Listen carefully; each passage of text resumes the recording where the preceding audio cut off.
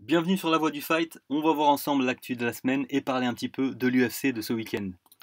Tyron Woodley, le champion actuel des welterweights de l'UFC, voudrait affronter Georges Saint-Pierre si celui-ci remportait son combat contre Michael Bisping en novembre et par la même occasion le titre des middleweights. Ça ferait donc un champion contre champion, ce serait plutôt intéressant.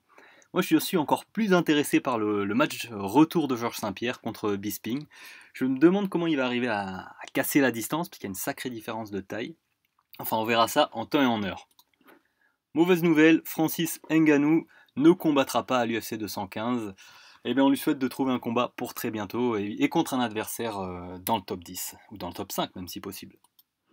Demian Maia, le maître de Jiu-Jitsu, plusieurs fois champion du monde, qui a combattu 2 fois pour le titre et qui a échoué à l'UFC, invite Conor McGregor à un match de Jiu-Jitsu. On a aussi Michael Phelps qui se demande s'il ne devrait pas provoquer McGregor à un match de natation, un duel de natation. McGregor pourrait affronter n'importe qui dans son sport, je pense que, que les gens le regarderaient.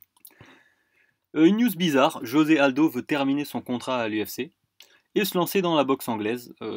Oui, je reste un petit peu pantois devant cette nouvelle. À voir donc. On a aussi le coach de Nate Diaz qui nous dit qu'il devrait gagner entre 20 et 30 millions de dollars pour son troisième match, son match de trilogie contre Conor McGregor. Enfin, c'est ce qu'il souhaiterait gagner. Ça me semble un peu énorme et j'espère qu'il ne va pas s'accrocher à ça parce que ça pourrait encore retarder les négociations. Voilà, donc moi ça m'intéresse ce dernier combat McGregor contre Diaz pour voir vraiment qui est le meilleur des deux. Et ça serait bien si c'était au poids lightweight, que ce soit pour la ceinture en tout cas. Voilà, Manny Pacquiao renonce à la revanche contre Jeff Horn. En tout cas, ça sera pas en 2017, ça sera peut-être en 2018. Et puis, ça serait bien de partir à la retraite sur une belle victoire.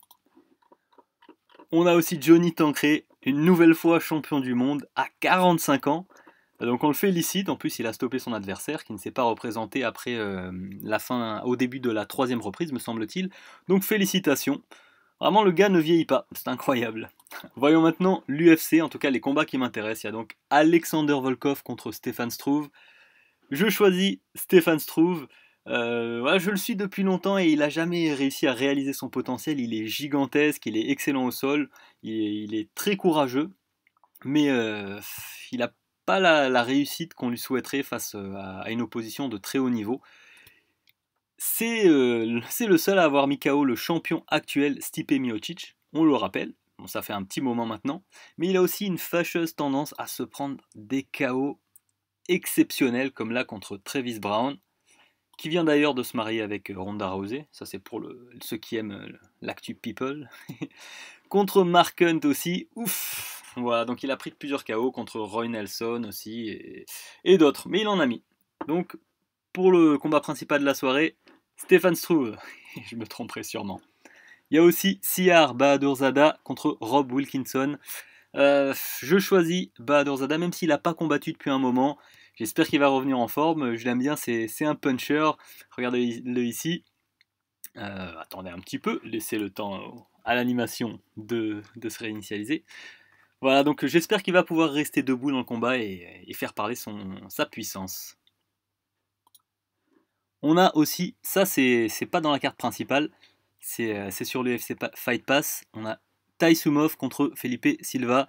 Et je choisis Taisumov, c'est un combattant que j'aime beaucoup voir combattre. Si vous ne le connaissez pas, il est très très propre, très précis, donc toujours, que ce soit au sol ou debout. Donc c'est un frappeur, principalement, regardez. Extrêmement précis. Il prend son temps. Regardez là aussi. Voilà, j'aime beaucoup ce combattant. Clairement, c'est pas le meilleur de la division, mais toujours très joli à voir combattre.